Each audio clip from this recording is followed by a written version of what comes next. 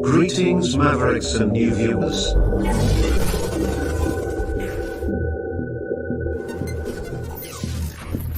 Tonight, direct and live from the Maverick News Network World Studios. This is Maverick News with Rick Walker.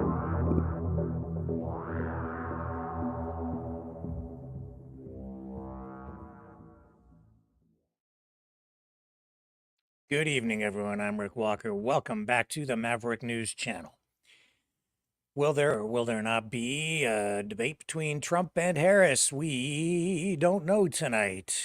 We do know that Donald Trump went to Arlington Cemetery to pay tribute to fallen Americans on the one-year anniversary of the disastrous pullout from Afghanistan at the Kabul airport. We are also going to talk about a shift in the approach to the economy by Trudeau and his Liberal government, this coming after a 3-day cabinet retreat. And he has announced some pretty major changes in economic policies, one of which I talked about last night and have spoken about before. It's almost like I was clairvoyant. Alex Jones, eat your heart out. And what else are we going to talk about? We're going to talk about Tulsi Gabbard endorsing Trump. We're going to talk about RFK Jr. and why I still think he's just a little bit nutty. And we'll also talk about Pavel Durov and Telegram, his legal woes after having been arrested. And speaking of arrests, we'll have an interview very shortly with freedom fighter, Canadian veteran, two-time Canadian veteran, Jeff Evely, who is back in Ottawa after being banned from Ottawa because of his involvement with the Freedom Convoy. He's facing charges. His trial is underway. Day 1 complete. Day 2 commences tomorrow. We'll talk to Jeff and find out what is going on up there, what it all means to him, what it all means to Canada. So do not go away. We have a lot to share with you tonight, right after this. He's a fighter.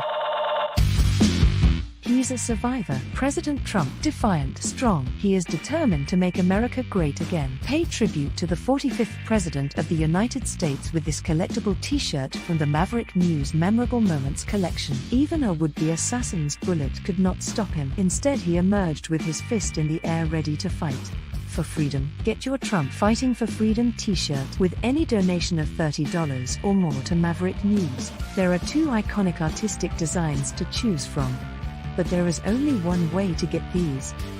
Donate at freedomreporters.com. Support free speech, free media. Support Maverick News. Call 1-866-248-1490 or order online at supergeeks.tv.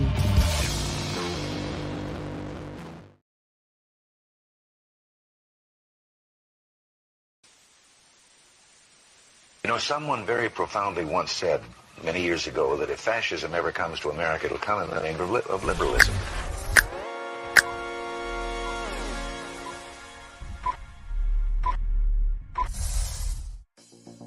Well, I think it's time we ask ourselves if we still know the freedoms that were intended for us by the Founding Fathers. If we lose freedom here, there's no place to escape to. This is the last stand on Earth. The entire world is watching. Every dictator, every crazy dictator in the world is watching.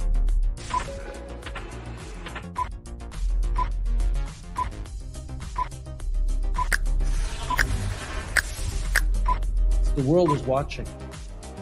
On TV, the entire world is watching. On social media. But the entire world is watching, and yes, they are seeing what we have apparently bravely been willing to say that others are thinking. Stand for freedom. Literally stand for freedom. Let's get this done. The entire world is watching. We're at war with the most dangerous enemy that has ever faced mankind in his long climb from the swamp to the stars.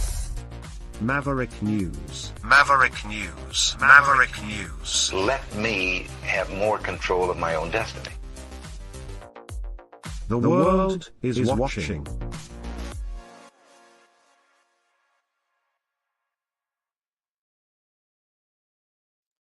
Okay, where shall we begin tonight?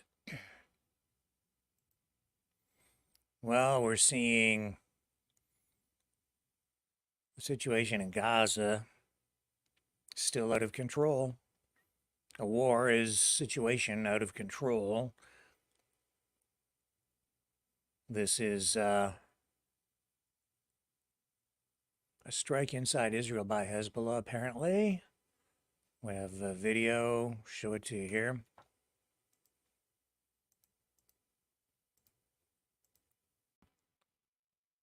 Here we go.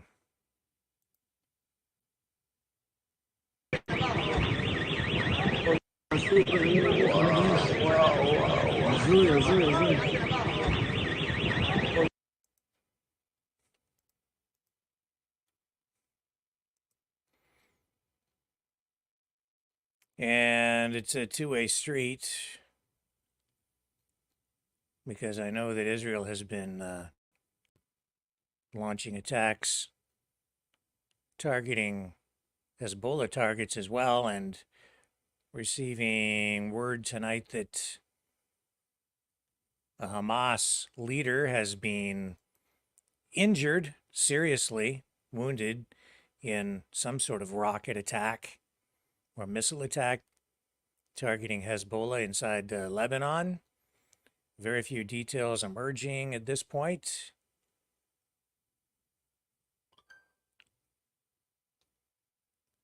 I think I have the video here for you. I better make sure it's the right stuff before I describe it as such, but here's more footage of the destruction inside Israel. These are from reported drone attacks. Let me share this with you.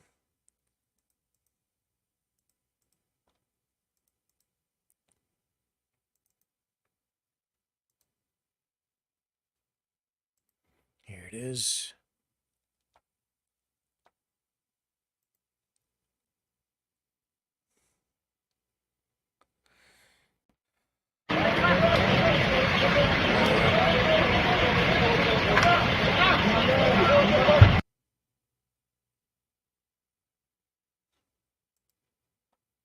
And it continues.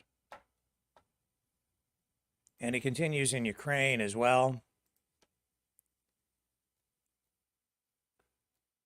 Moscow apparently launched more than 200 missiles and drones targeting a wide area of Ukraine today.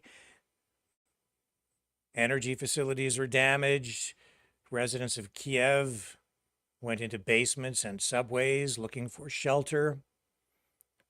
President Zelensky condemned the assault. He's calling it one of the largest strikes of the 30-month-old war.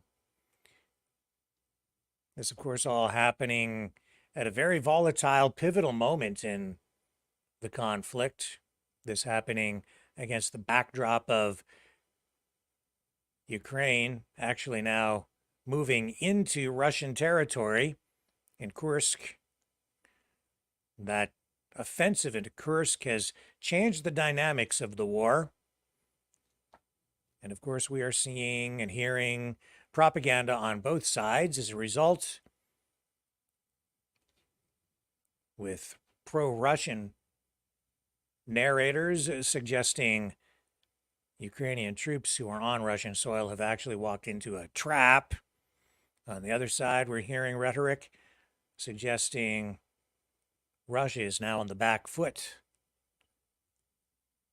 and that their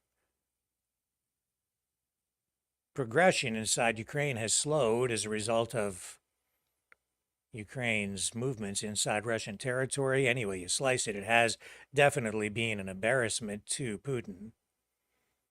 And it shows that the Russian military is vulnerable and they were caught off guard. They clearly were not expecting any kind of move like that. I think relying on the restrictions that have been in place on Ukrainian forces by NATO and Western countries, saying you can have these weapons, but you can't use them this way, you can't use them that way. At least until now, everything seems to be changing. We're going to hear a lot more about all of that in the coming week. I'm sure of that. So while the war rages over there as it continues, today Donald Trump went to Arlington and laid a wreath. Some reports say that he was invited to a ceremony there by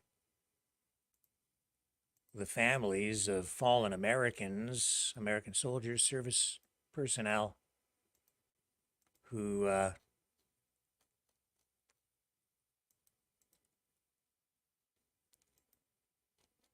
sorry, I have to get rid of that audio in my head. One moment, please. Yeah, sorry. Audio was coming through my headphones and it was difficult for me to think straight. With all that noise, did I lose my clip here as a result of all that? Well, we can show you this. Let's start with Kamala Harris, who posted this online, marking the 1-year anniversary. There it is.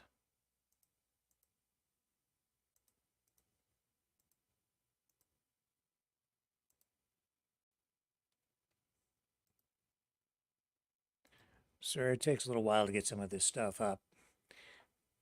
Statement by Vice President Harris on the anniversary of the terrorist attack outside Kabul airport. 3 years ago today, outside of Kabul airport, an ISIS terrorist killed 13 American service members and more than 100 innocent Afghans and wounded many more. 13 American heroes were taken from us on that day. Marine Corps Staff Sergeant Darren T. Hoover, Marine Corps Sergeant Yohani Rosario Pichardo, Marine Corps Sergeant Nicole L.G., Marine Corps Corporal Hunter Lopez, Marine Corps Corporal Dagan W. Page, Marine Corps Corporal Humberto A. Sanchez, Marine Corps Lance Corporal David L. Espinoza, Marine Corps Lance Corporal Jared M. Schmitz, Marine Corps Lance Corporal Riley J. McCollum, Marine Corps Lance Corporal Dylan R. Marola, Marine Corps Lance Corporal Kareen M. Nikui, Navy Petty Officer 3rd Class Maxton W. Soviak, and Army Staff Sergeant Ryan C. Naus. She says, today and every day I mourn and honor them. My prayers are with their families and loved ones. My heart breaks for their pain and their loss. These 13 devoted patriots represent the best of America, putting our beloved nation and their fellow Americans above themselves and deploying into danger to keep their fellow citizens safe. She says, today I am also thinking about all our service members who served in America's longest war, including 2,461, who made the ultimate sacrifice, and 20,744 who were wounded. Over the course of nearly 2 decades, they served selflessly and bravely to protect the American people and our homeland. I will never forget meeting many of them on a trip to Afghanistan and as a U.S. Senator. These American service members possessed extraordinary skill,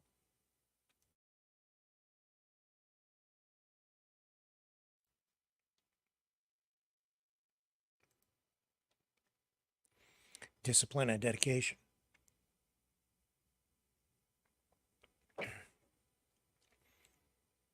I had then, and will always have, immense pride in their service and in their strength, courage, and excellence of the U.S. military, the greatest fighting force the world has ever known. I will fulfill our sacred obligation to care for our troops and their families, and I will always honor their service and sacrifice, she says.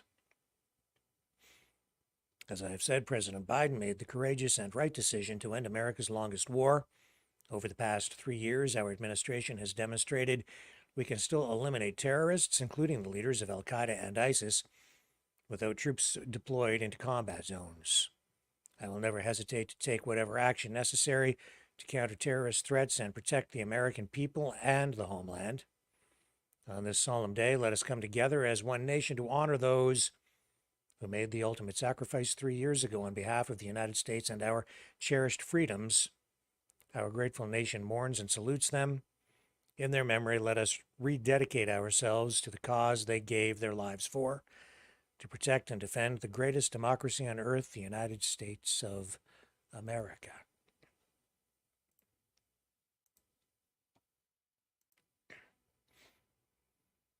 And as I said, it was Trump who actually went to the cemetery to lay a wreath.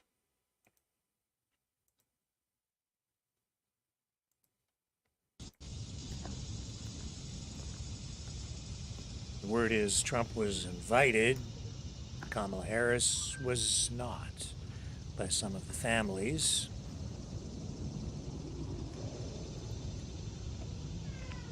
President on!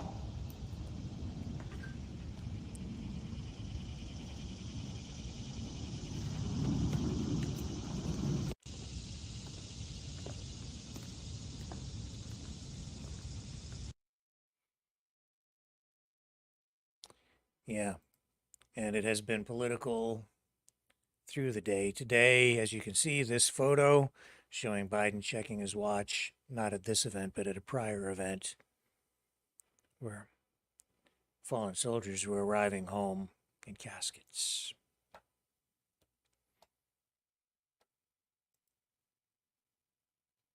And it has been highly political, all of this.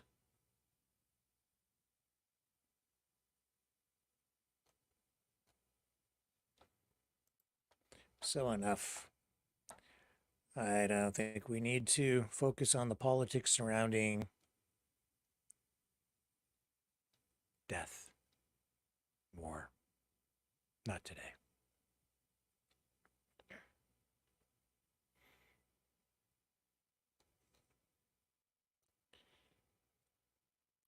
Let's take a little break. I'll be right back.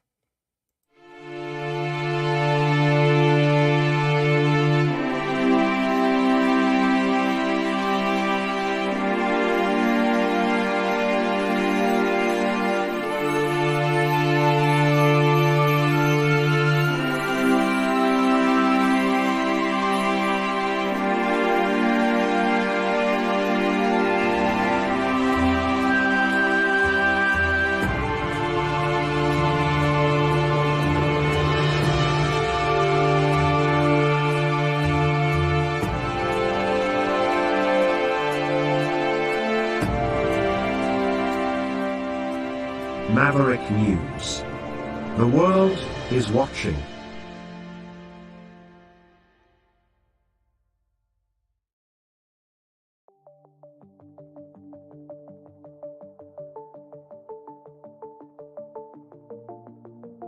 Greetings, brave Mavericks. Our quest for truth continues. We go beyond fake news. Together we expose propaganda. Together we pull others out of rabbit holes. We are maverick thinkers.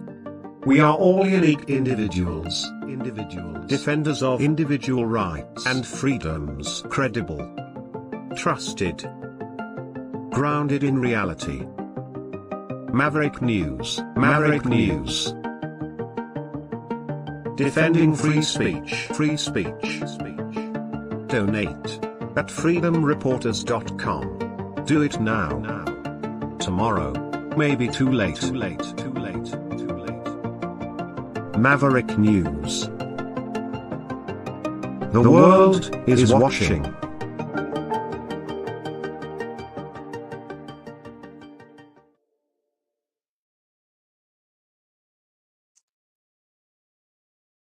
So, Trump was in Detroit today. And what a day it was.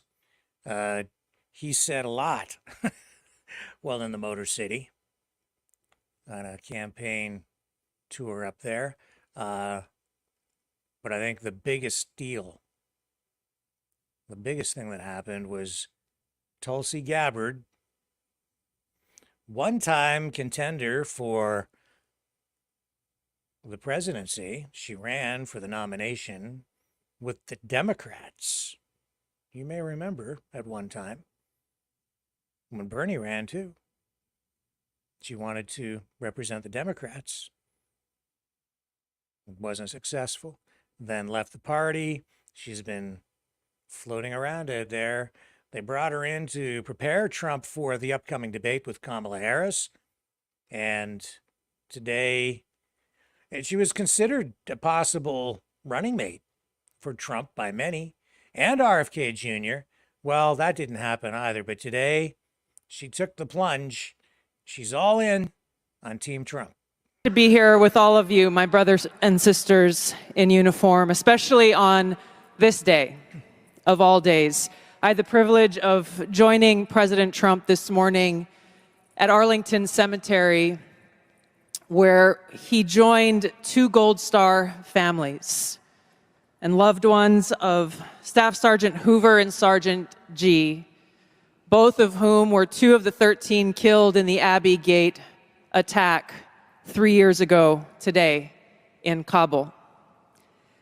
And I can tell you, as we were there, as he laid a wreath at the tomb of the unknown soldier, joining these Marines' loved ones, I felt the sorrow that he shared with them in their loss. I felt and saw his sincere appreciation for these servicemen and women who paid the ultimate price and their loved ones who continue to grieve to this day.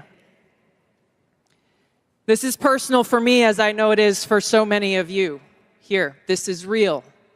It's not just words. I first deployed to Iraq in 2005 with the Hawaii Army National Guard as a member of Charlie Med.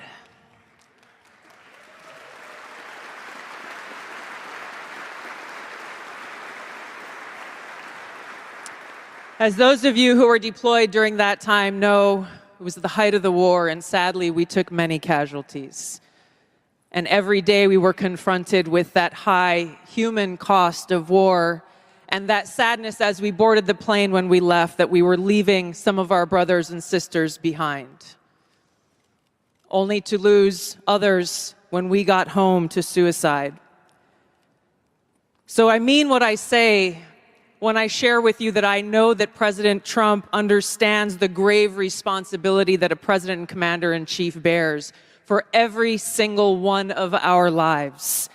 Whether you're a soldier, you're an airman, a Marine, sailor, or a coastie, he keeps us in his heart in the decisions that he makes.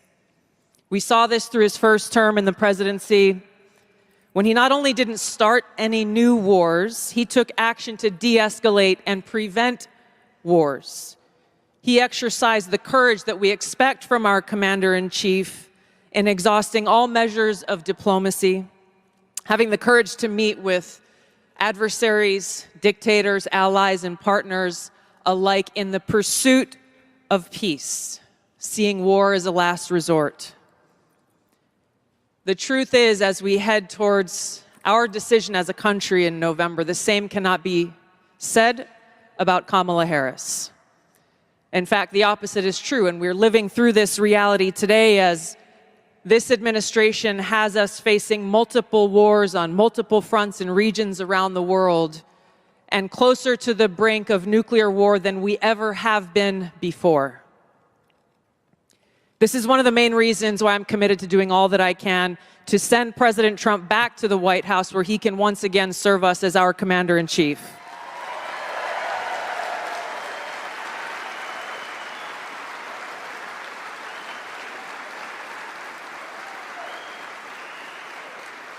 Because I am confident that his first task will be to do the work to walk us back from the brink of war. We cannot be prosperous unless we are at peace. And we can't live free as long as we have a government that is retaliating against its political opponents and undermining our civil liberties, weaponizing our very institutions against those they deem as a threat. Kamala Harris has done this over the last 3.5 years. She won't hesitate to continue that if she is elected as president. President Trump has been their first and foremost target in this because they don't want us as voters to even have the option to vote for him. I've been their most recent target, added to a secret domestic terror watch list after exposing the truth about what kind of dangers we would face if Kamala Harris is elected as president. We as Americans must stand together to reject this anti-freedom culture of political retaliation and abuse of power. We can't allow our country to be destroyed by politicians who will put their own power ahead of the interests of the American people, our freedom, and our future.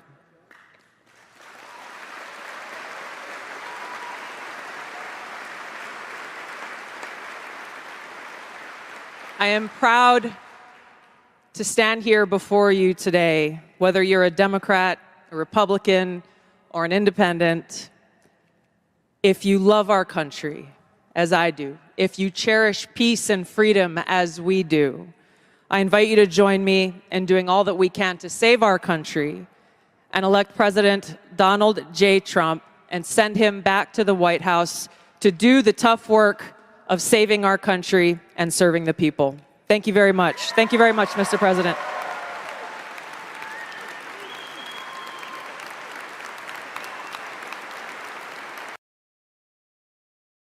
And during his address today, Trump said that, and as you can see, he was addressing members of the National Guard. He said that the Space Force that he created, he will, if reelected, he will create a Space Force National Guard. Proudest achievements of my first term was to create Space Force, the first new branch of the armed forces in over 70 years. It's a big deal. Now that Space Force is up and running, I agree with your leadership. You want this very badly, but I agree that the time has come to create a Space National Guard as the primary combat reserve of the U.S. Space Force. Very good. Right? Very good.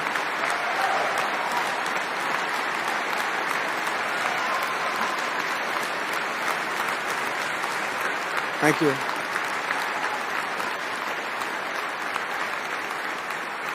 Thank you. So as president, I will sign historic legislation creating a Space National Guard into law. I spoke to somebody that's a great guy, very much a fan of yours, Marco Rubio. I said, what do you think? He said, I love this. I love it. I love it. So we're going to do that. Space Force has been very important. Very, very important. And you remember when he first created it, people mocked him as though it was a crazy idea. At first, I remember the late night comedians having a field day with it. I think it was Jon Stewart. It was like, or was it Colbert? Either, maybe both of them. They were like, pew, pew, pretending they had laser guns and making a big show out of it. But really, it's not funny. It's very real. It's a thing. It happened, and it is the future. Unfortunately, conflict in space has already started. And the weapons that come with it are also very real and very, very lethal. Our veterans certainly know that, and when we come back on the other side of this, we will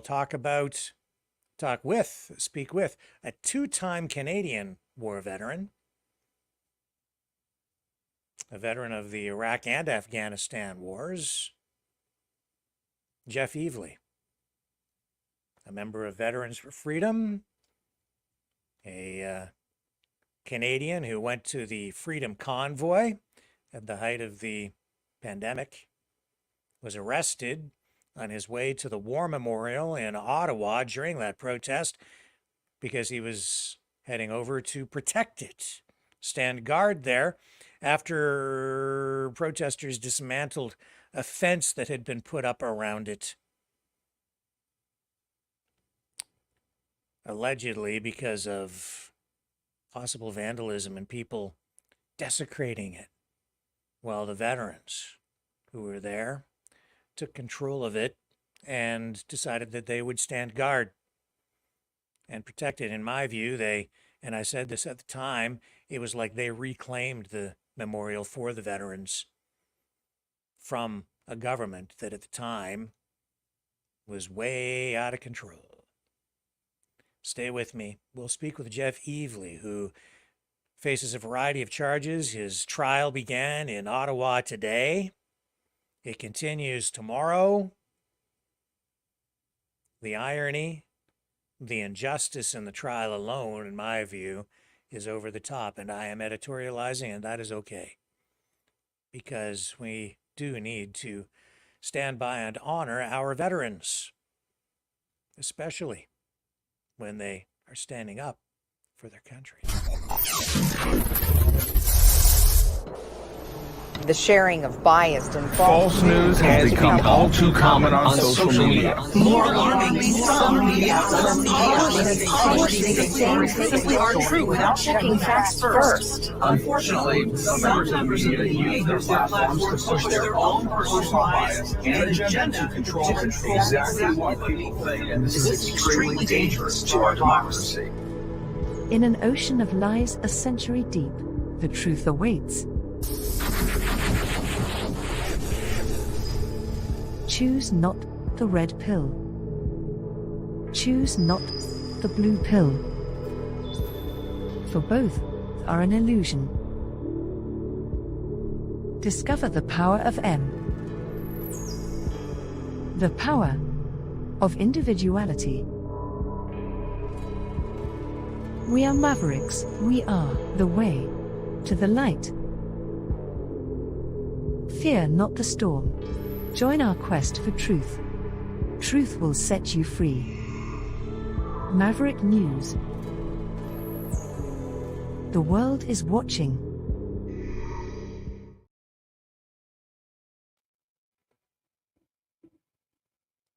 Jeff, glad to hear from you.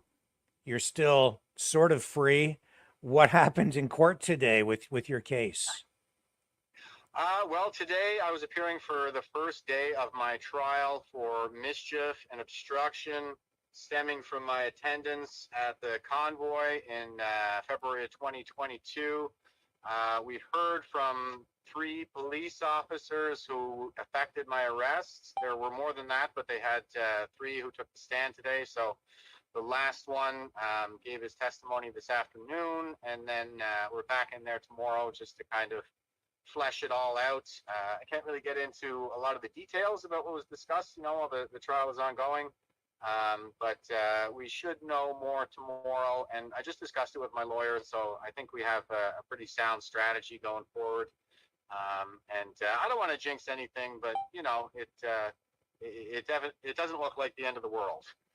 That's very good. So tomorrow, do you actually get a chance to testify, or will you testify? So my lawyer advised that it's probably better that I don't take the stand, because then I'll have to face a cross, and they're gonna try to stick something or other there, and he doesn't really see a need for me to do it right now. Just kind of looking at the evidence and testimony as is. So I don't think so, but my lawyer, Chris Fleury with JCCF, I'll give them a plug, by the way. He's been excellent, and he said he just kind of wants to take the night to sort of mull things over, and we'll decide whether or not I take the stand tomorrow, but I think we're kind of leaning away from it right now. I see. What's the procedure after tomorrow? You'll get, I guess, if they find you not guilty on these charges, then it's basically all over procedurally at that point. If they find you guilty, I guess they then set a date for sentencing? That's my understanding, Rick. This is kind of my first time being through the criminal courts. So I'm learning as I go, just like a lot of people, I imagine.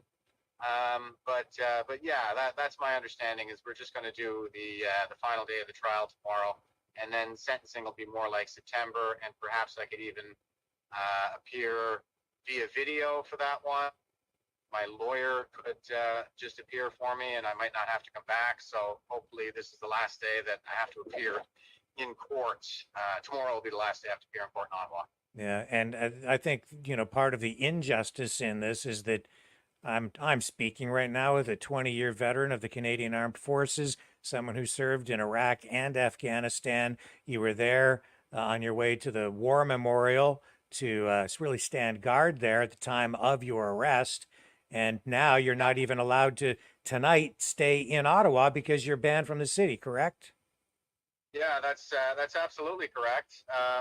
So my conditions were not to return to Ottawa. So when I did my march with James Topp when he was on his way to the monuments, I had to cut it short at the sign for Arn Prior, because that would be the civic boundary for the greater Ottawa area.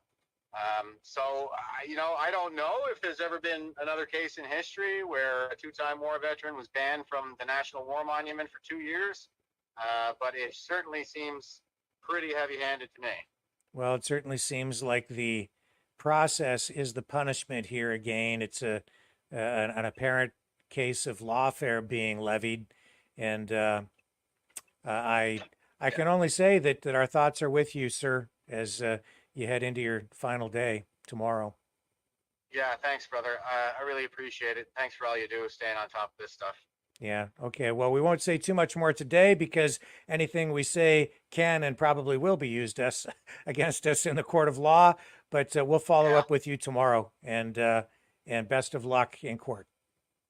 All right. Thanks a lot, Rick. Thank you, talk Jeff. To you tomorrow. All right. Take care. Okay. Bye for now.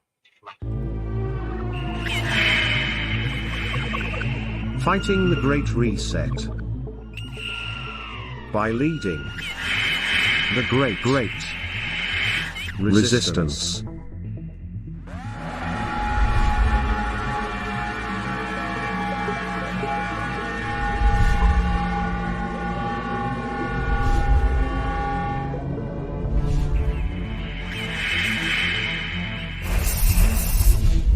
Maverick News.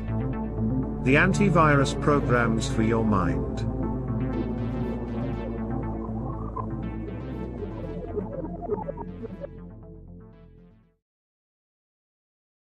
And we will follow up with Jeff Eveley tomorrow. We'll keep you up to date on what happens with his case. And there are others winding their way through the courts too. Not to get discouraged, folks. Chin up. Progress is being made. There are wins happening. And while I don't know what the outcome will be tomorrow, Jeff said that he's getting a positive feeling about what is happening, and whatever the outcome is, it won't be as he put it, the end of the world. So in the face of real negativity, I think that's pretty positive thinking. Trudeau, big shift today, huge shift in his approach to the economy. This after a 3-day cabinet retreat where we know that members of his cabinet over the past 3 days have been talking about the need for real serious change because the Liberals are so low in the polls. They are in trouble heading into this next federal election, which has to happen sometime in the next year or so. Not sure exactly when it will be called, but they're in trouble. If the election were to be held today, the Conservatives would win a landslide victory in this country. Of that, there is no doubt.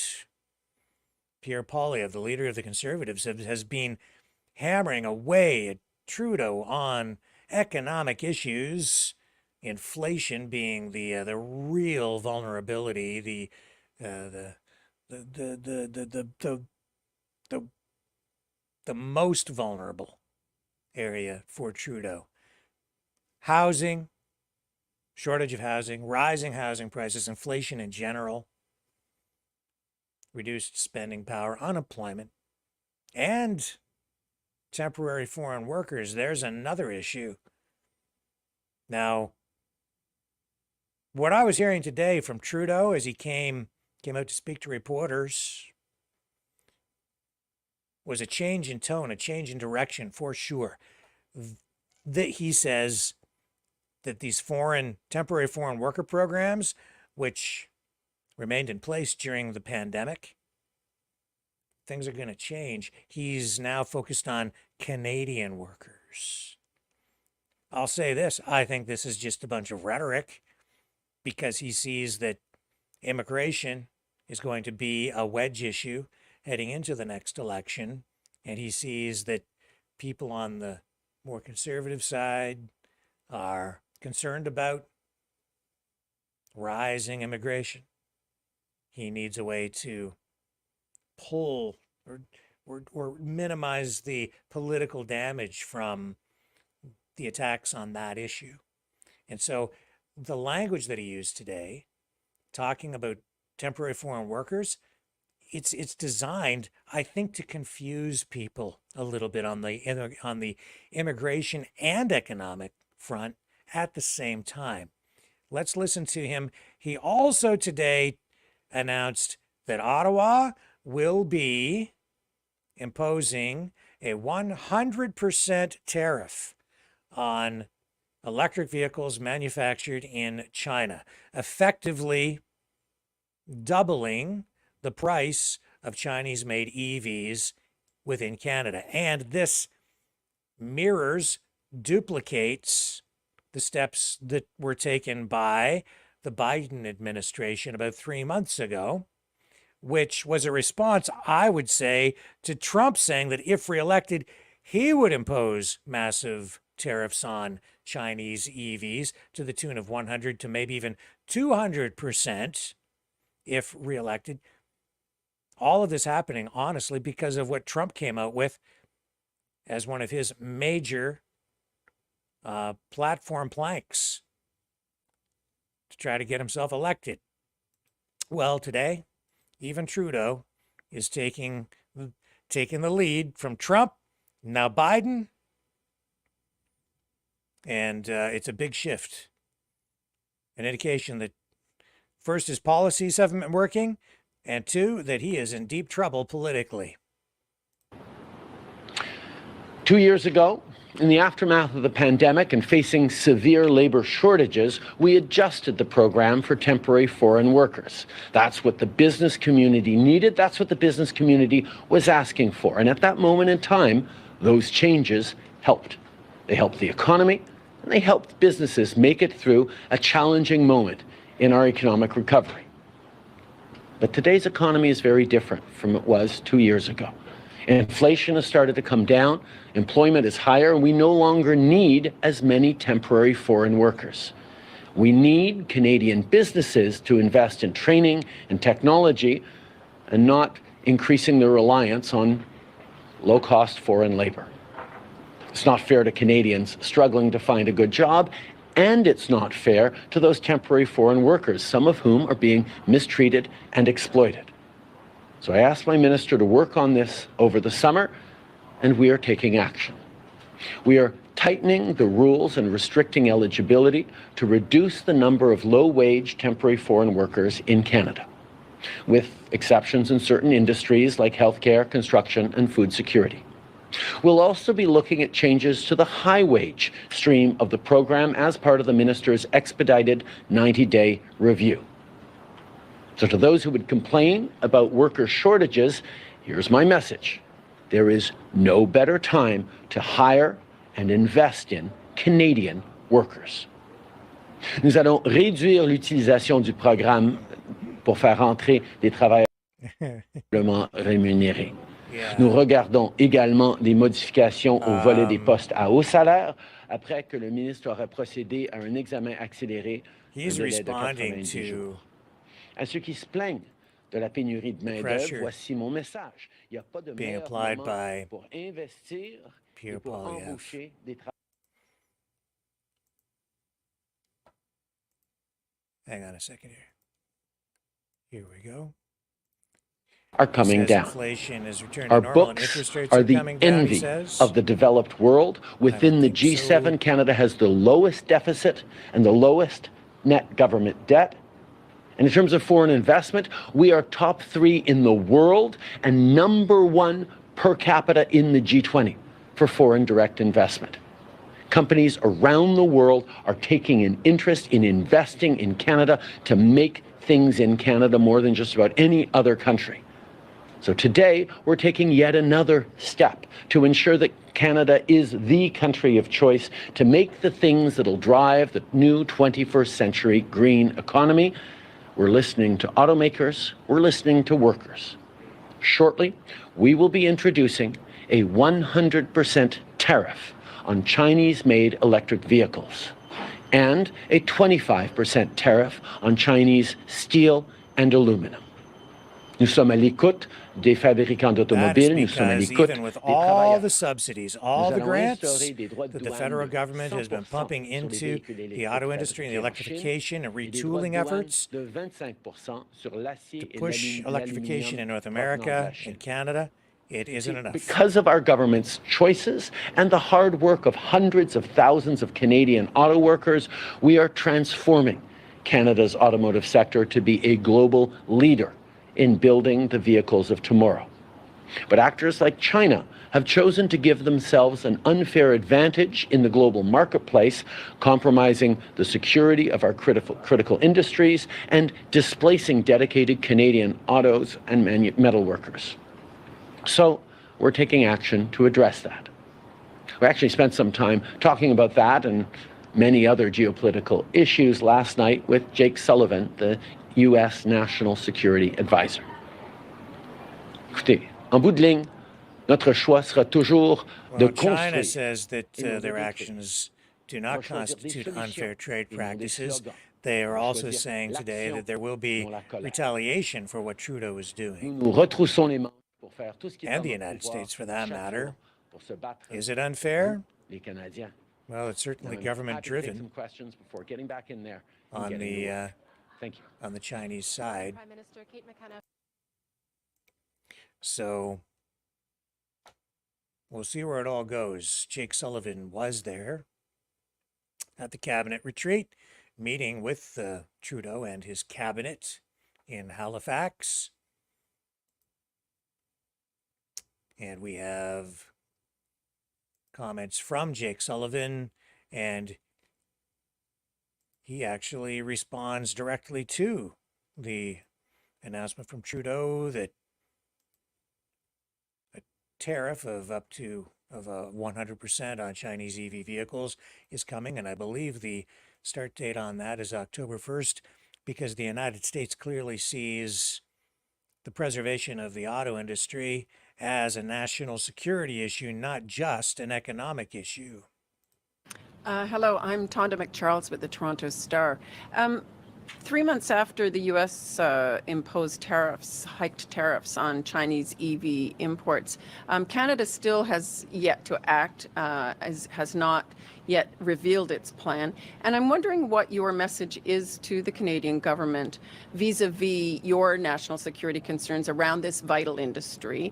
And are they mainly economic, or are they centered on the software in these vehicles? Or can you elaborate, as you head to China yourself tomorrow, what your message to Canada is, and should the two countries be presenting a united front? Canada ultimately will determine its own trade policy, and that's for the Prime Minister and the government to make determinations on. It's not for the U.S. to try to dictate. Of course, we will talk behind closed doors about our experience and what we see.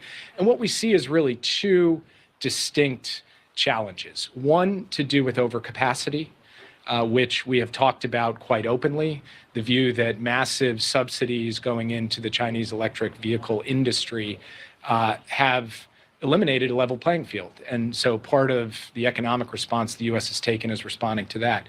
And then there are issues associated with data security, with critical infrastructure, and with the underlying questions of national security associated with connected vehicles, electric vehicles. And so that has also motivated steps that we have taken on policy grounds through presidential action. So I'll be talking about all of that with my Chinese counterparts when I see them in Beijing. We'll discuss this here as well. And I will also point out, standing here before you, that the European Union has taken action on this front. And the G7 has spoken broadly about this set of issues, about overcapacity and about the national security challenges associated with certain kinds of supply chain issues and trade issues. And Canada will make its own determinations, but the U.S. does believe that a united front, a coordinated approach on these issues benefits all of us. Hi, Mr. Sullivan. JP Tasker from CBC News. At the last NATO summit, the Prime Minister announced that Canada would reach the 2% of GDP spending target in 2032, so 8 years away from now, much longer runway than a lot of our allies in that alliance. Is the U.S. satisfied with that delayed timeline to get to that 2% target? Would you like to see them spend more sooner? For every country, we will always be in favor of getting to 2% as rapidly as humanly possible. And we're quite proud of the fact that when President Biden took office, 9 countries in the NATO alliance had hit the 2% of GDP defense spending target. At the NATO summit in Washington last month, the president was able to announce that 23 allies have now hit the 2% mark. That is an enormous leap forward over the course of 3 years. There is still a set of countries that hasn't. Canada is one of them. We welcome what Canada laid out in terms of its 2% target, which is a historic step for Canada to take. And then, of course, with all countries, we'd like to see that 2% target get hit as soon as is humanly possible. Hi, Mr. Sullivan. Mackenzie Gray with Global News. Last year, Prime Minister Trudeau alleged that agents of the Indian government were involved in the murder of Canadian Sikh activist Hardeep Singh Nijjar. Has the U.S. provided any additional evidence to the Indians about this, and has the U.S. participated in the Indian investigation at all? The U.S. and Canada have cooperated at every level, law enforcement, intelligence, and diplomatic. And we will continue to do so because, of course, as you know, and as we have said publicly and briefed Congress on, we had an attempted assassination in the United States as well.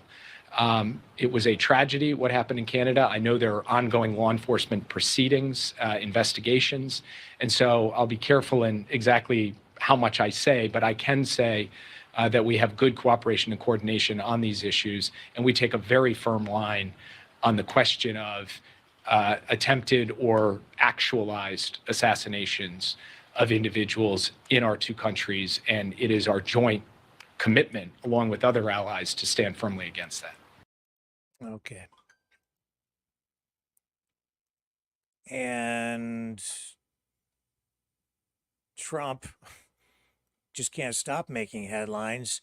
We just heard a question about NATO countries being really required to hit that 2% of GDP spending target for their military to meet their obligations to NATO. And today, Trump spoke about NATO as well. But he said things that hang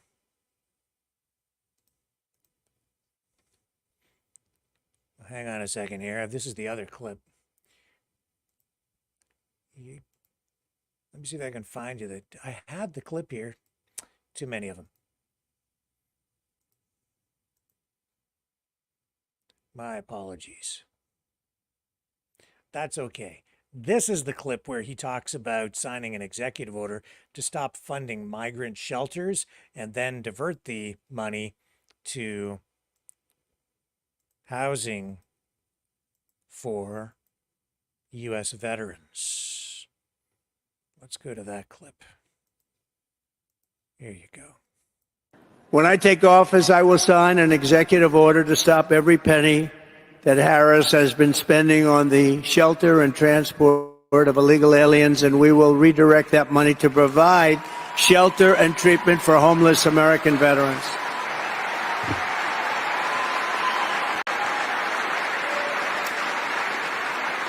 And we will end very rapidly veterans' homelessness in America. We had it down to a level that was the lowest in a long time.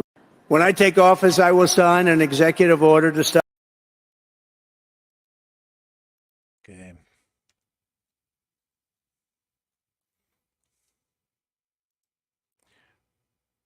All right, let me take another short break. We'll come back after I get some additional material lined up.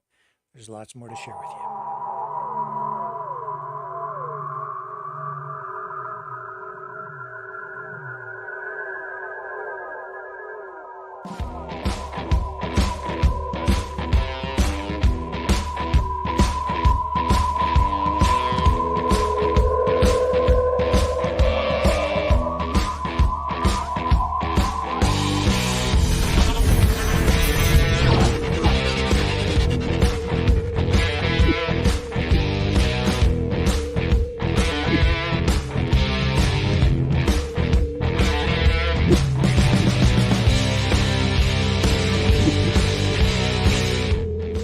Maverick News. The world is watching.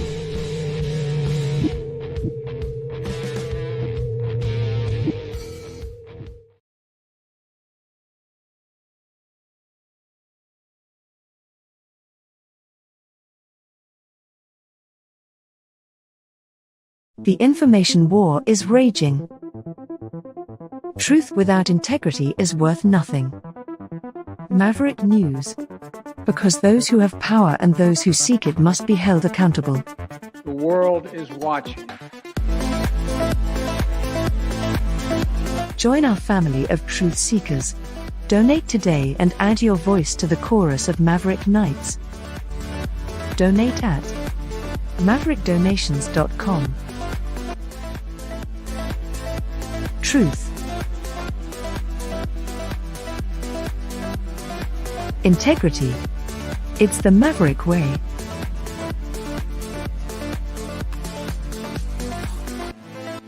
Maverick News. The world is watching.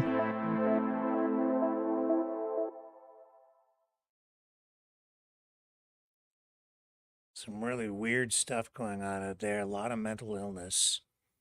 A lot of violence. This story, viewer discretion advised. It does involve violence and mental illness, I would say. Horrific. A horrific story. Involving this man right here, Joseph Girdville. We do have video. I don't know if I should even show you this, honestly. I don't think I will. It's just too much. But I'll tell you the story.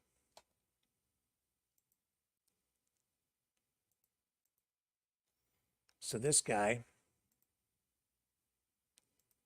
is accused of, and again, viewer discretion advised here, accused of decapitating his parents and their dog, and then when shot by police officers, started singing "What's Love Got to Do with It" by Tina Turner.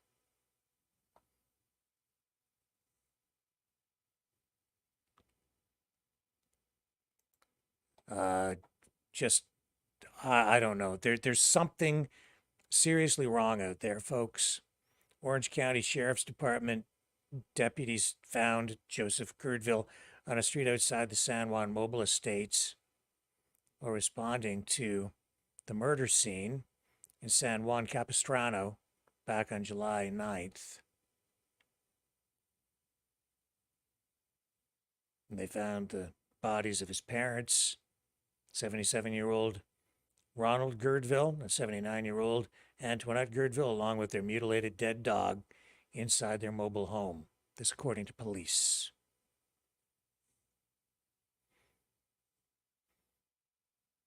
And this footage has been released by police. Man, we're on YouTube. If I show this to you,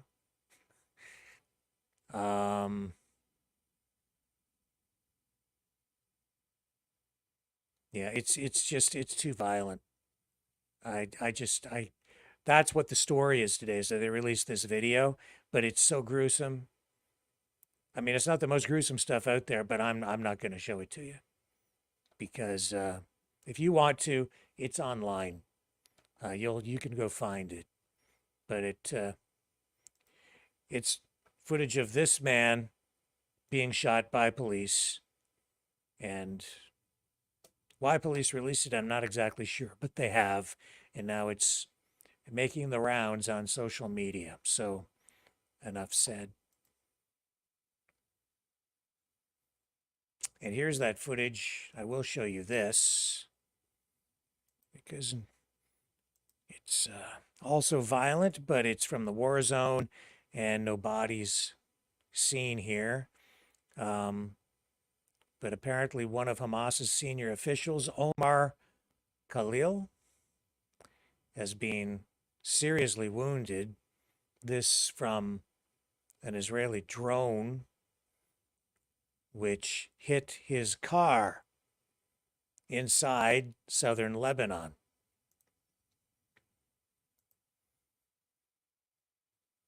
Israel having the capability to track these guys down and target them very specifically. These Hamas leaders.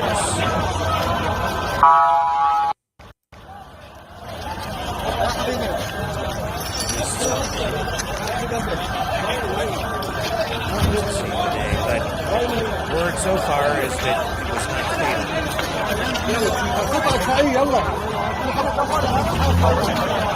Somehow he got out and may still be alive.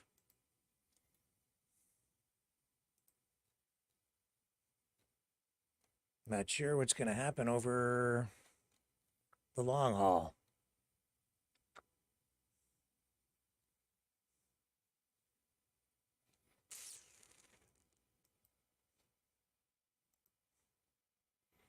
Immigration is going to be an issue that is going to be front and center in this next federal election in Canada, just as it is in the United States.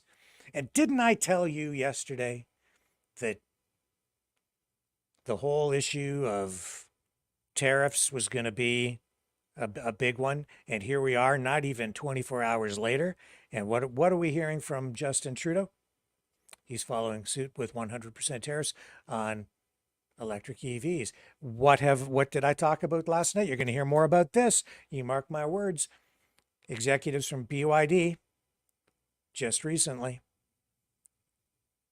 have toured the Stellantis / Chrysler assembly facilities in Brampton, Ontario, and in Windsor, Ontario. They have also been over to visit the Chrysler / Stellantis headquarters in Auburn Hills, Michigan, in Detroit. Why? Because it's obvious. BYD is looking, Chinese automaker with a major investor, Warren Buffett. They knew these tariffs would be announced. The writing was on the wall. The way around those tariffs, in order to sell your product into a given market, when there are tariffs imposed, when the tariffs make your product unaffordable to consumers, is to manufacture in the country where the tariffs are in place, so that you don't have to, your products aren't subject to the tariffs because now they're assembled in the country in which they are sold. So the tariffs are already having the desired effect. Except there's another element to all of that. We need to be careful about what impact that might have on the North American auto industry. Ownership of the industry has shifted. You have to remember that Chrysler was an American-founded company. Ford, GM, Chrysler, American Motors, which got folded into Chrysler, Jeep, Dodge, Ram, Chrysler brands, American iconic brands, but not so anymore. All these companies are global. But what other story did I bring to you in the last couple of days? I believe it's the great-grandson of Walter Chrysler calling for Chrysler to be saved because Stellantis, the parent company of the current Chrysler brands, is not really that profitable. They're having profitability issues. Carlos Tavares, the CEO of Stellantis, recently came to North America from Italy to visit facilities, to meet with executives over here, to talk about restoring profitability, improving profitability for all of the Stellantis brands, Chrysler being one of the brands that has been sorely neglected. And that's because Stellantis really has not had the money to develop new products for the Chrysler brands. They really don't have much in their lineup. Jeep, still, pretty strong in terms of brand identity. Chrysler, not so much. They don't have much. Dodge, they're doing some cool things with, the Challenger and the Charger, but not many products. Well, There's some people out there who would like to see Chrysler restored to its former glory. Will that happen? I don't know. They need investors. They maybe need some government backing to do that. I'm not sure that will happen. BYD, if they come in, Chinese company owning Chrysler products, Chrysler brands, Chrysler factories, they have the money to do it. They could absolutely do it. But with foreign ownership comes foreign influence. Make no mistake about that. It will have a major impact, not just on the auto industry, but on our country, on our culture. Boy, the times have sure changed. They sure have changed. And they're going to change a lot more. You can see the writing on the wall. Of that, I am certain.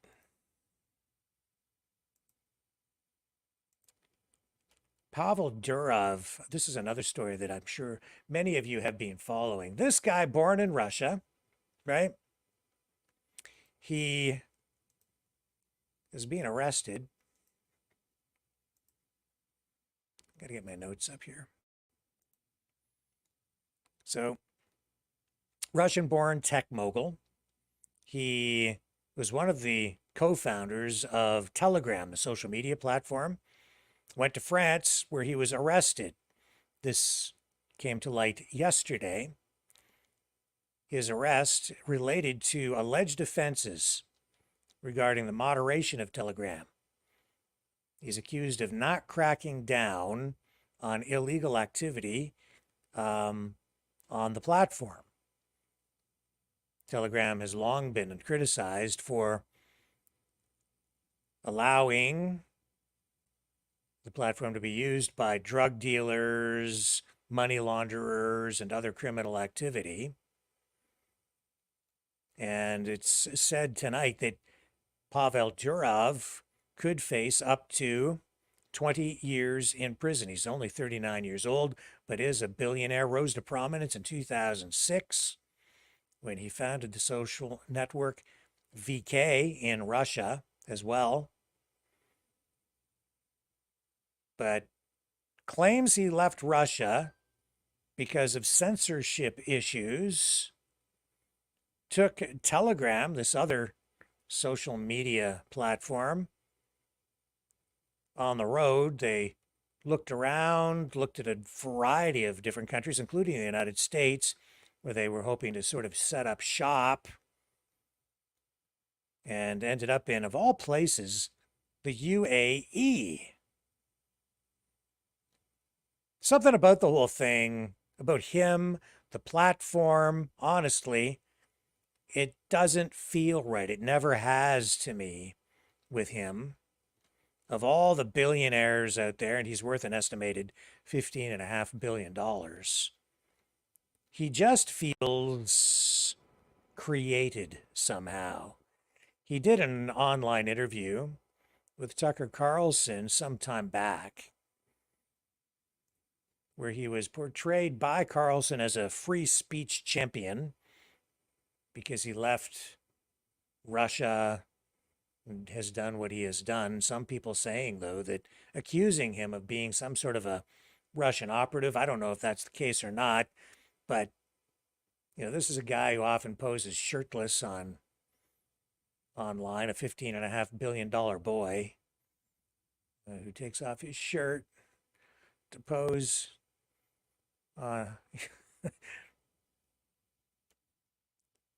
in social media posts. Just something about it doesn't feel right to me. And even the interview with Tucker Carlson, when I watch it, when I've watched it, it didn't really feel so to me like an interview. It felt more like some sort of a promotion, almost like a sales pitch, an endorsement. That's maybe more what it was like. It was like an endorsement. I have to almost wonder if Pavel Durov paid Tucker Carlson to appear on his program to promote Telegram or something. It just felt strange to me, because right in the middle of the whole thing, Tucker Carlson actually stops and says that it's an honor. He's going to set up his Telegram channel. I don't mean to make it sound like I'm being conspiratorial here, but something about it, this whole thing never felt right to me. And now he's arrested by the authorities. I'm going to play a little clip from that Tucker Carlson interview from some time back. So you start Telegram after you leave Russia, correct? Yeah, so... Hang on. And interesting, that he says that he left Russia because of censorship. Here we go. The idea for Telegram came when we were still based in Russia, because at some point we had this very stressful situation where armed policemen would come to my house, try to break in, because I refused to take down this opposition groups that I mentioned earlier. And I realized there is no secure means of communication. I realized I want to tell my brother what's going on, to coordinate whatever we want to do. And every tool to communicate I could use was not really secure, not encrypted. It was not safe to use them. So I thought, it could be a good idea to actually come up with a decently encrypted messaging app. And my brother, being the genius that he is, he was able to create this encryption standard that we're using up until this day with minor changes. But the idea came. Your brother wrote the encryption? Yes. Well, my brother had like 2 PhDs in maths, super smart. He could, he's an expert in cryptography. He designed the basic principles of the Telegram's encryption. I was more on the user interface side, the way how the app works, the features, etc. He was responsible for the encryption side. So where did you go when you left Russia? We tried several places. We first went to Berlin. We tried to set up a company in Berlin. We then tried London, Singapore, San Francisco, you name it. We've been everywhere. And why didn't you stay in any of those places? Oh, because the bureaucratic hurdles were just too difficult to overcome. I was bringing the best in class programmers in the world to these places, and I was trying to hire them from a local company. And the response I got in places like Germany, for example, is that no, you can't hire people from outside of the European Union, because you should first run some newspaper ad in a local magazine, whatever. And then if for 6 months nobody responds from the engineers that are available inside the European Union and Germany, then you're allowed kind of to hire outsiders. And I thought it was a crazy idea because... Why didn't you just say they were illiterate refugees?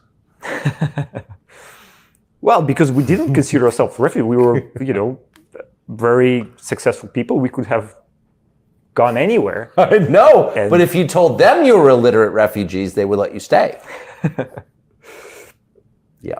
So you go from Germany to Singapore to London to San Francisco. What happened in San Francisco? Well, in San Francisco, we really thought it would be the place for us to be in, because all the tech companies are there or around San Francisco. And there were 2 things that happened that made us think twice. Well, one thing is pretty obvious. I was in San Francisco. I got attacked on the street after visiting, I think it was Jack Dorsey in Twitter, in the Twitter's office. And I was walking back at 8 p.m. To my hotel, and I got attacked in the street.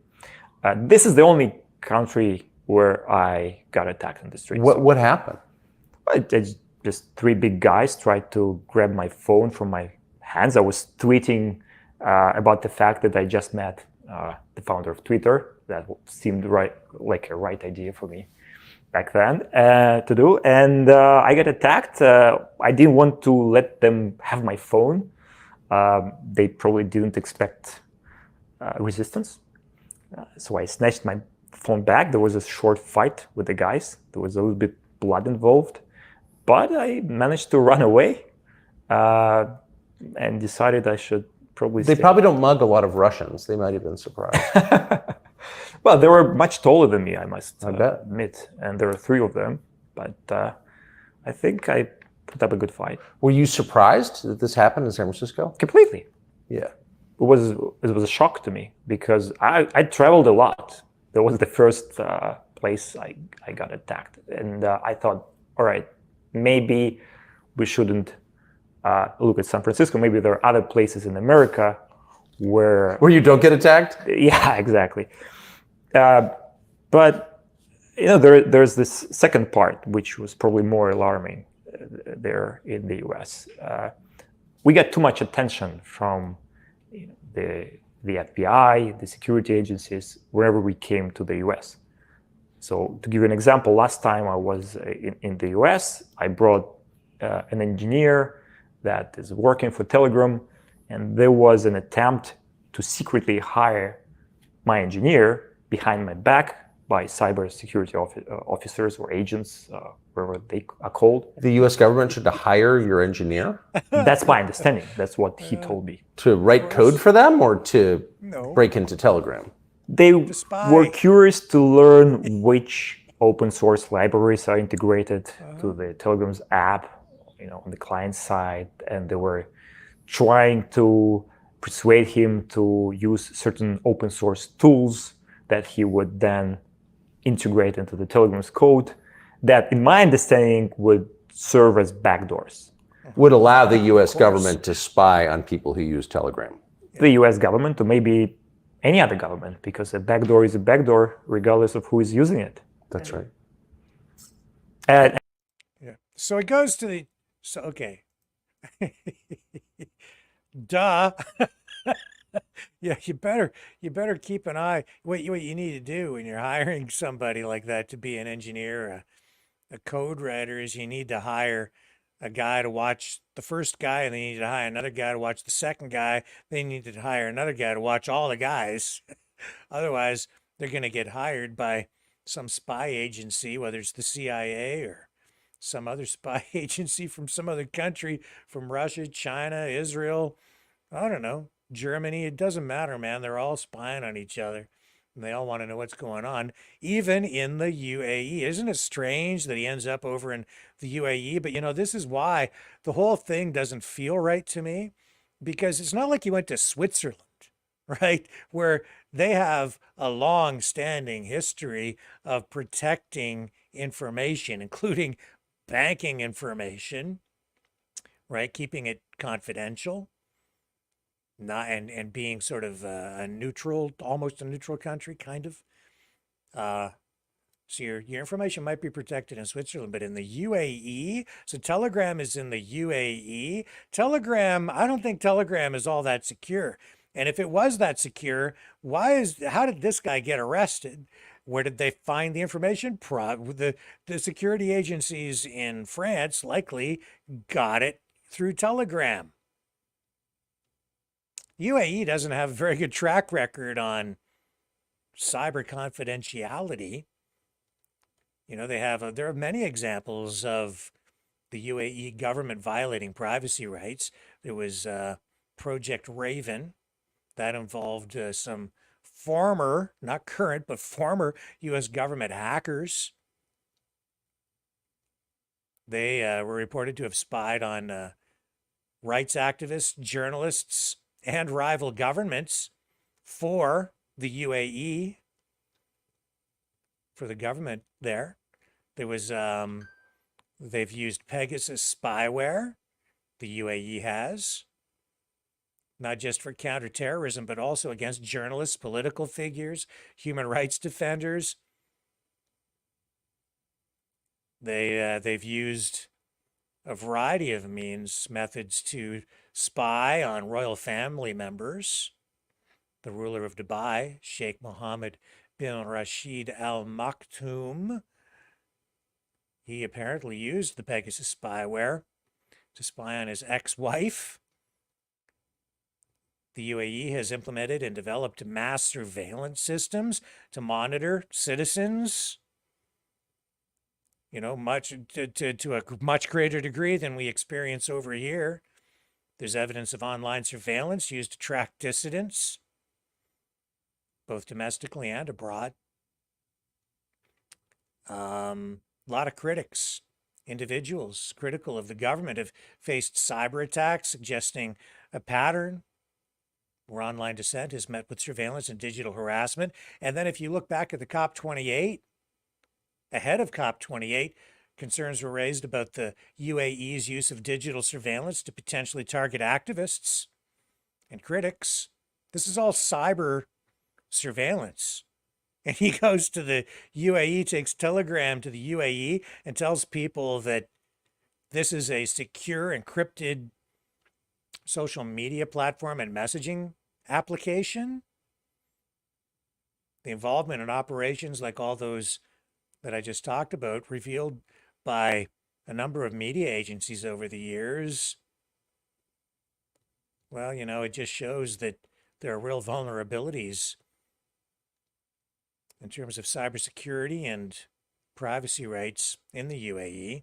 And the application itself, it's been criticized for a long time as not really truly being secure. Being based in the UAE, there's a risk that Telegram is maybe it sometimes or could maybe be pressured legally, even compelled to provide access to user data. As much as you think that your information on Telegram might be secure, it really isn't. Do you know why? Because they store your information on servers, not really in the UAE, but in other locations. But because they're storing the information, some people, someplace have access to that. And as you just heard, there is concern that backdoors, digital backdoors might exist, allowing or possibly creating breach vulnerabilities within the Telegram system.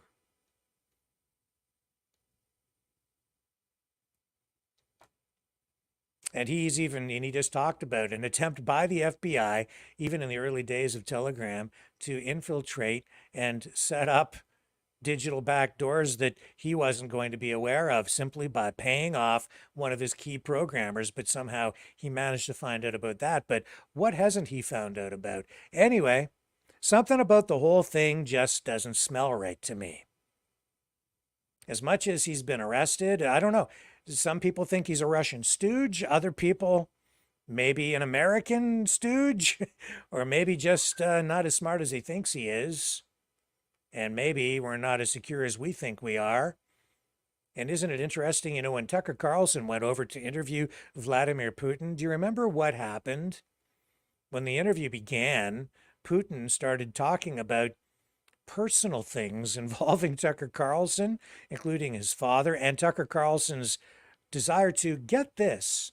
He had at one time applied to join the CIA, Tucker Carlson.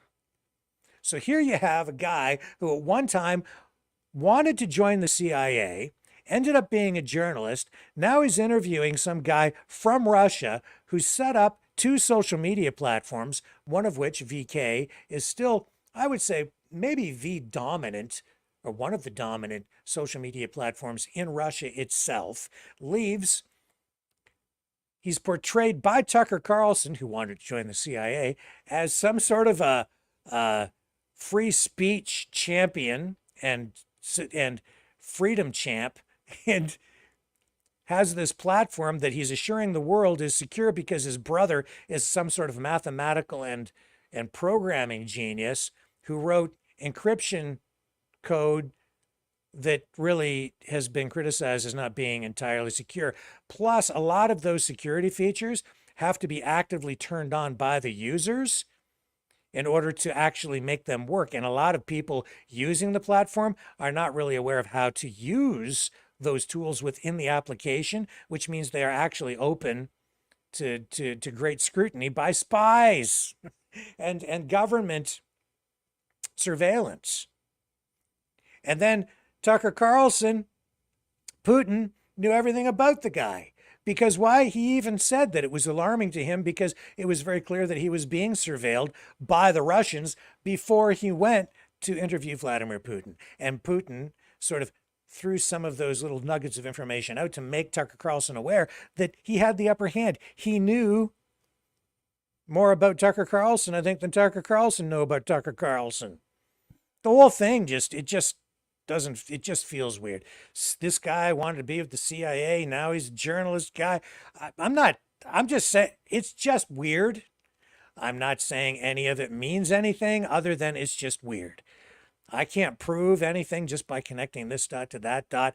There's nothing conclusive about any of it except that it's just weird. I should have run our True Spiracies opener before talking about this because it has that sort of shadowy cloak and dagger, World of Spies, James Bond type of feel to the whole thing. And now this guy could potentially go to jail for 20 years because he didn't crack down on the criminal activity on his platform. Is that going to happen? I don't know. But it is strange. Well, it's not strange. It's interesting to see that a lot of online media influencers have come to his aid over the past 20 years, or 24 hours rather. You know, I'm taking note. Who's standing up for this guy? Who's coming to his defense? Who's speaking out on his behalf? I'm going to monitor that over the next day or two. You should too. And take note and then ask yourself, where do these people sort of fit in the political landscape, right? Who are they kind of aligned with? And then you should get an indication of who's on what side. And even Pavel Durov himself, where does he really fit in to the equation here? Is he pro-Western? Is his arrest some sort of theatrical production? Or is it a real arrest because of something he really has done? I don't think he's been arrested because people are laundering money on Telegram. He's being arrested because it's either some sort of a show. It's a show no matter what. They're making some sort of an example out of him. But he's done something. He's either done something really serious that they want to nail him on, but it's not that. It's something way more serious in their eyes, but they can't prove it. So they're doing this instead. Or because they can get him on it. Or he didn't really do anything and he's being set up as a fall guy or something. It's like a false flag arrest, I guess. Not that I want to be conspiratorial, but there's something else going on here. There's other stuff. There's stuff below the surface on this. That's what I'm saying. I can smell it. Doesn't feel right. Even the interview with Tucker Carlson, it just didn't feel right. Something about it not right. Here, let me just show you what I mean. Maybe I can find that. Here it is right here. Look at what Tucker Carlson does in the middle of this interview. I mean, self-promotion, it's okay, I guess. You know, like I don't really have a big issue with it. I'm just saying you got to keep these things in context. Hang on. It's spinning here for a moment, catching up. But I'll show you what I mean. Bring it back up. Oh, I hate it when the internet does this.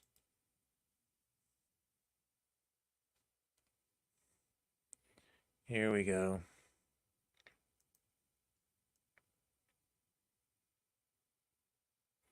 One moment. Here it is.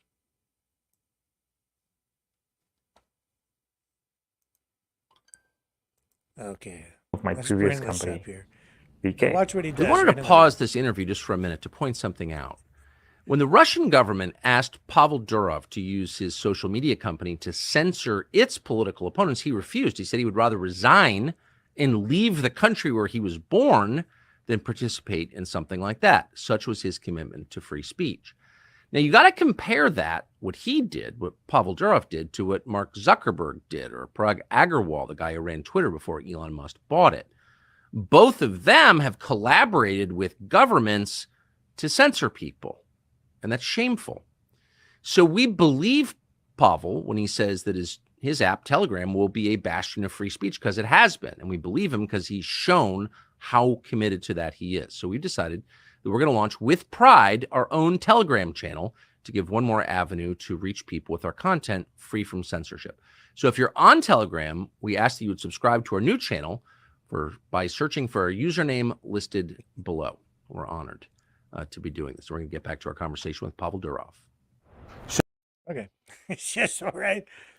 I don't know if he, like, maybe he just did it because he thought it was the right thing to do, but to me, it feels like it's he's made a deal of some kind or whatever. At a minimum, he's there plugging in his own channel on Telegram. It's like, join on Telegram, watch us on Telegram. It's self-promotion. That's cool. That's fine. I'm just saying it just had to feel, the whole interview to me at that time had a feel of promotion and self-promotion, joint promotion, more than really like an interview.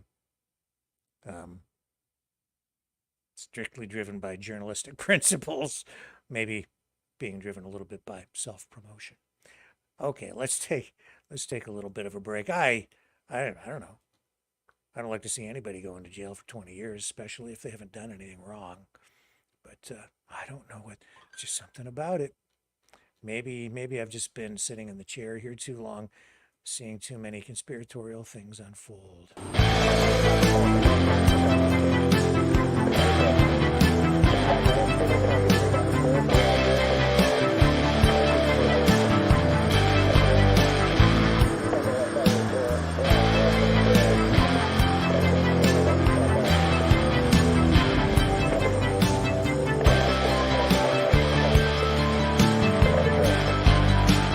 Maverick News.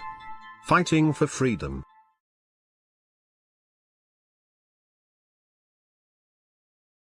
Just taking a look in the chat here. And I'm just saying in here, hello, Shanovision, good evening. And who else is in the chat on this side? Tinfoil Hat says, Confucius says, never take your eyes off a two-headed snake. Well, there's a good tip. Who else? What else do we have here?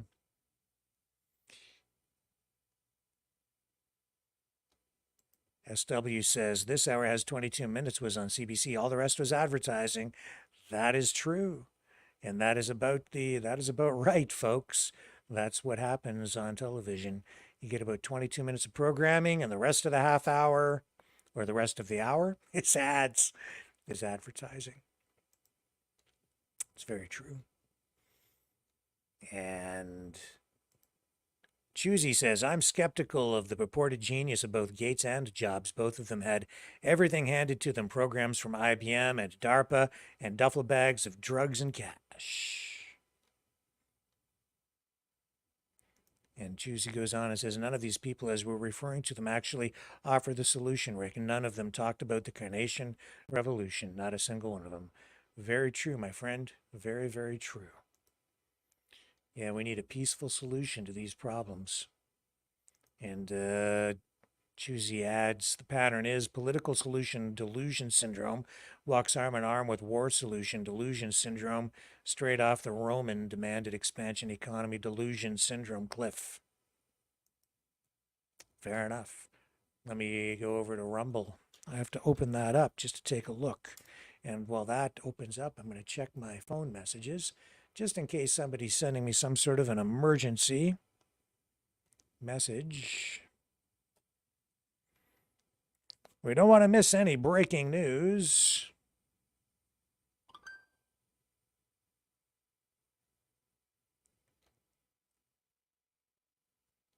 Life is crazy, Rick says, pissed off dragon. Rosie, 6046. That's referring to some earlier stuff that I don't understand. But Lovely says, so Rick's saying he's in it like Zuckerberg? No, I don't know what I'm saying, other than it's weird. Because you have all these sort of countries. Like, it's weird that he's at the UAE saying that that's a country where he can make a stand on free speech and provide privacy for people with this social media platform when there's every indication that the UAE is not a country that I would say it protects people's privacy at all. In fact, there's a lot of evidence to suggest just the opposite. So what's he doing there? In fact, you are, I would say, less secure in the UAE with a platform like that and servers and a headquarters there than you are in a place like the United States. Because if the CIA wants to get you or infiltrate or get into your system through the back door, they can do it there a lot easier than they can in the United States, because in the United States, there are laws that prohibit that kind of activity from taking place on American soil. But if you're in a foreign country, it's pretty much fair game. They can take any shot they want at you over there. They can do pretty much anything they want. That being said, they're subject to the laws of that country, but they don't, these Russia, United States, China, Iran, I don't know, pick any country. They don't care about the laws of other countries. When it comes to things like hacking, they'll do it from outside the country and be immune anyway. It's just better be really secure. And in the UAE, I think they actively do engage in a lot of cyber spying. And from everything I've read, the application Signal is much more secure than Telegram ever was or is right now. And even Signal is not entirely secure. If you think that all your stuff, there's no such thing as anything that's totally secure online. Nothing. Don't think for 1 minute that anything online is secure. As Tucker Carlson found out when he went to interview Vladimir Putin, and Putin had all this information about him when he got there. That's just the way it works. So what else are you going to do? Yeah. Okay, so I said I think RFK Jr. is still a little bit wacky, right? And I stand by that. Not just wacky, but I have to be honest, I'm glad he's not going to be the president. Early on, I was open to him, and I like him, but he is not careful enough about the words he chooses, the way that he puts forward his ideas. And what do I mean by that? He did this interview a while back, and he's getting a lot of attention right now because he's going to be out there campaigning alongside Trump. And I think that he does have a lot that he can contribute, not just to a Trump campaign and administration, but to the country. But as president, I don't really think I want him making decisions. Let me see if I can find this clip. I had it queued up.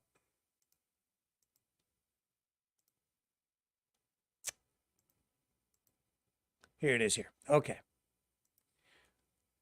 This is another interview where, again, he's talking about the assassination of his uncle and his father, and he's promising to release all of the JFK documents, and that's all fine, which is not likely to happen anyway, but if it does, it does. If it doesn't, it doesn't, and nobody's going to accept it, even if it does happen, because we've talked about that before, and it won't matter what happens. People are not going to believe it because they're always going to think that something is being hidden because there's so many conspiracies surrounding the conspiracies, surrounding the theories, surrounding conspiracies.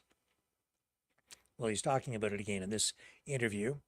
And then he says something because of all the conspiracies and the assassinations and all of the things that, I mean, really have infected his mind like a brainworm, that he would pass a new piece of legislation. He would sign an executive order making it illegal to lie. this kind of thing, I think, just washes over people because people just sit there and say, yeah, you got to stick it to the man. And yeah, the government's always lying to us. We need a law to stop the government from lying to us.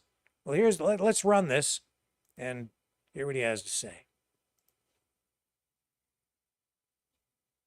D-Day. Yeah, that's going to be a big day. I'm going to sign an executive order forbidding all federal agents, any federal employee from lying to the public. And the executive order is going to say any federal officer, official who lies to the public in conjunction with his official duties is going to immediately lose his job.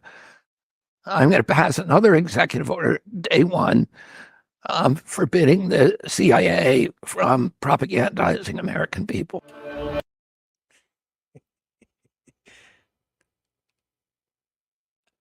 That's, on the surface, that sounds great. But how do you pass legislation like that? How do you pass a law like that? He's not thinking that thing through. Kennedy doesn't think things through. He's saying he's going to pass a law to prevent federal government employees from lying to the public. Do you understand the problems that will create if that were to happen? The unintended consequences of that? First of all, it's potentially, I would say,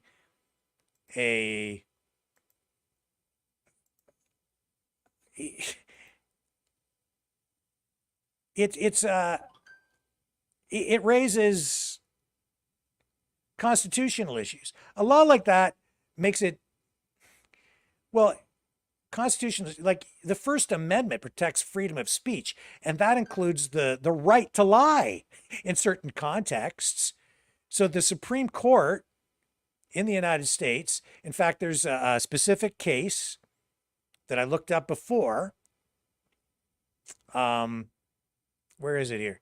It is the United States versus Alvarez, 2012, ruled that lying about receiving military honors was protected speech, suggesting that a broad law against lying could be seen as an unconstitutional restriction on speech.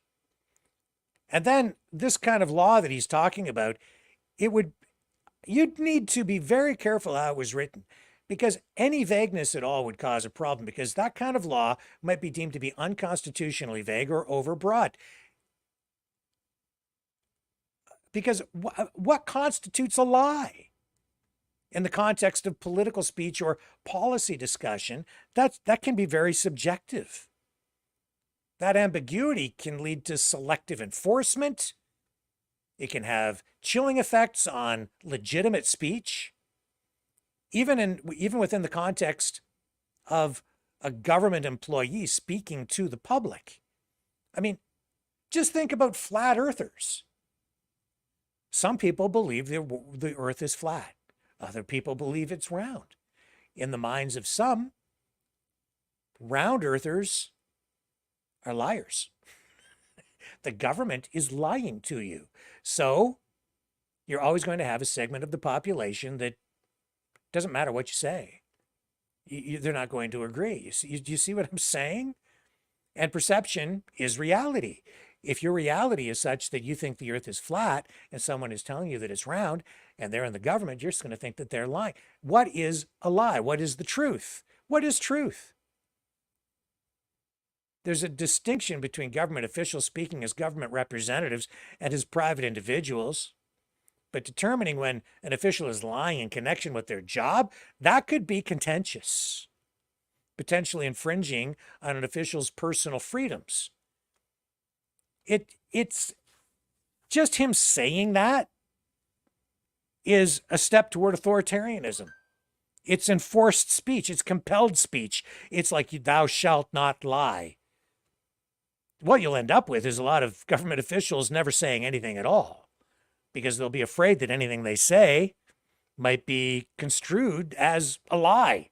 And if it's a lie, they'll instantly lose their job. I mean, how Orwellian can you get? So here's a guy who wants to be president of the United States, who's telling people that he's all about freedom and wants to free the American people from lies by compelling government officials to tell the truth when we know that telling the truth can be problematic, and even determining what a lie is can be subjective. And because of that, we would end up with a draconian government imposing some sort of legislation or law on people to compel them to speak in a particular way. This would be like the ultimate form of linguistic insanity that would take politically correct speech to a whole new level. I'm so glad RFK Jr. is not going to be in the White House. God help us all if that guy ever got in there and started writing laws like that. Thou shalt tell shall not lie. Now, you want to pass a law that's comparable to, say, something akin to, a false advertising legislation, then I could maybe be on board with something more like that, especially as it relates to, the rollout and distribution of things that go in your arm, right? And then if you're not, if the information you're conveying on efficacy and safety is maybe not entirely truthful and it can be demonstrated as such, truly demonstrated, you have to prove it beyond a reasonable doubt in a court of law, then there could be penalties applied to something like that. But to say that a government employee will instantly lose their job if they're caught lying to the public? Wow. Talk about coercive, authoritarian, fascistic, communistic, heavy-handed, government overreach. Oh my God. Even a slip of the tongue. Bam, you're fired instantly. How would such lies be proven? The burden of proof could lead to extensive litigation. Potentially, it would clog up the judicial system. You'd have people saying, I was fired unfairly. Prove that I was lying. Then you get into all these court cases where somebody says something, they say it's truthful, then you get into court and the lawyers spend the next year arguing, trying to put arguments forward, proving or disproving whether something is true or not and whether the person was lying. And then on top of that, you're going to have intent. What was there actually malicious intent involved when the person said something like that? All this discussion that I'm having right now, all these problems coming from just that one statement from RFK Jr. And this is just me sitting here tonight doing that. Imagine what would happen if he had actually been elected, ended up in the White House, passed that legislation, and then government employees started losing their jobs because they were going down a road like, a political version of Jim Carrey's Liar, Liar. Honey, does my butt look fat in these pants? No. Straight to jail for you. My God. He doesn't think things through. He's not careful enough with his language. I've seen him do it. This is also why I lost, I've lost faith in him as a presidential possibility.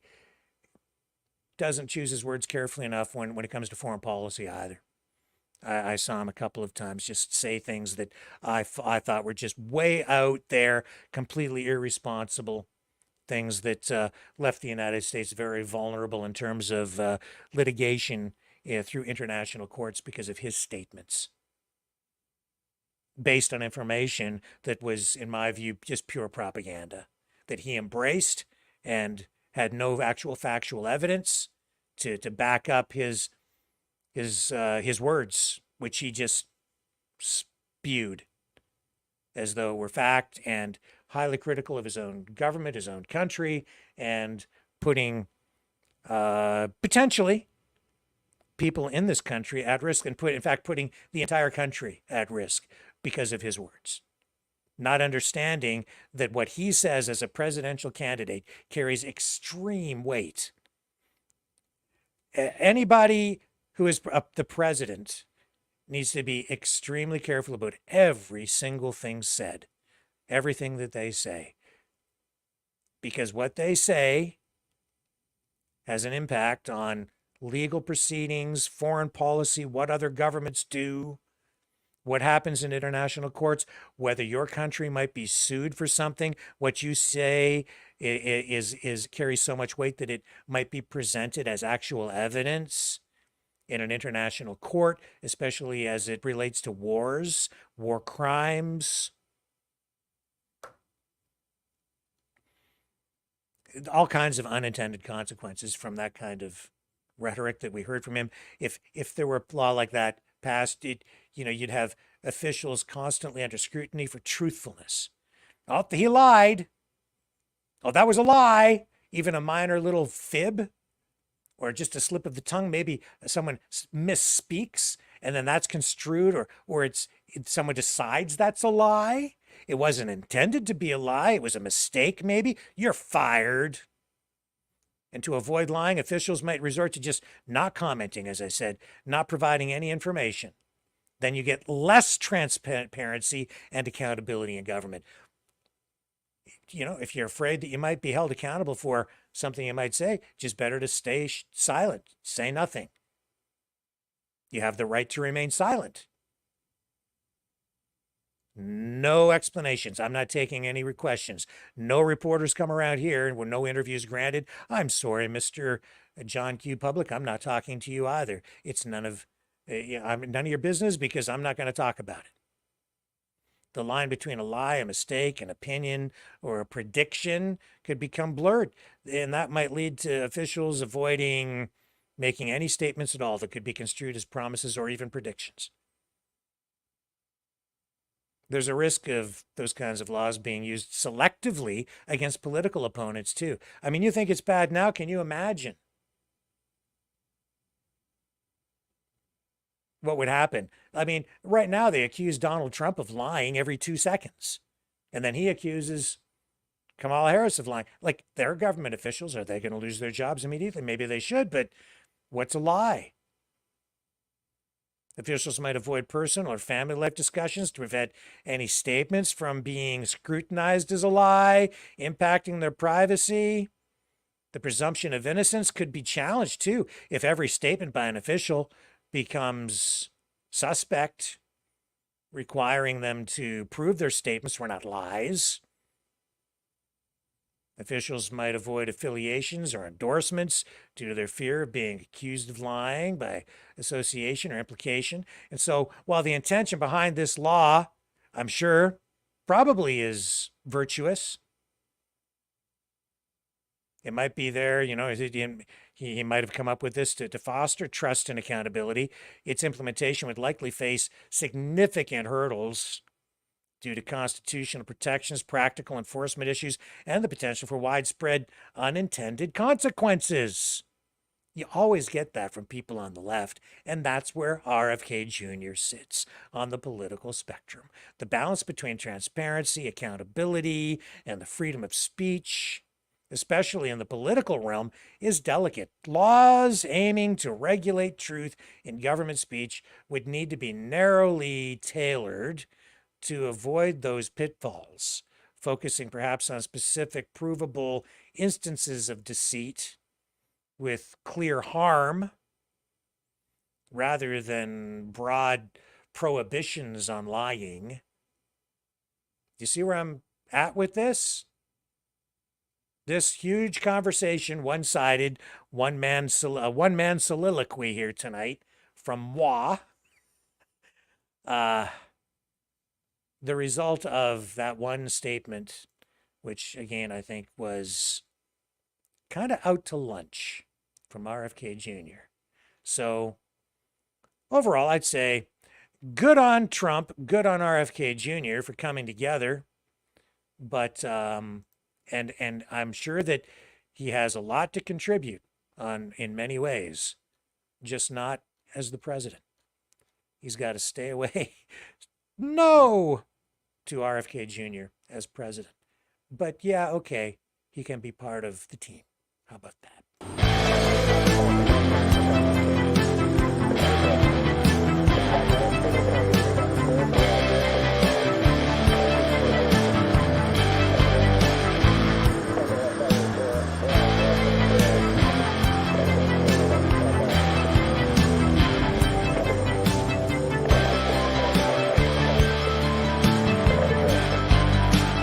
Maverick News. Fighting for freedom. And there you have it. I think that's probably enough for tonight. I think I've talked my face off.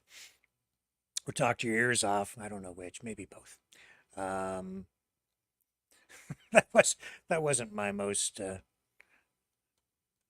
wasn't my best... my most eloquent moment. Weird choice of words. I talked my face off and then I talked your ears off.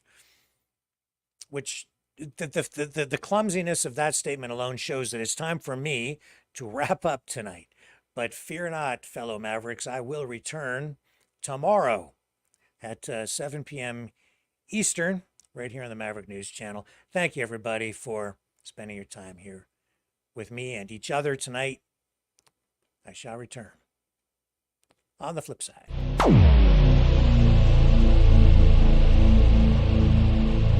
This has been a Maverick Multimedia production.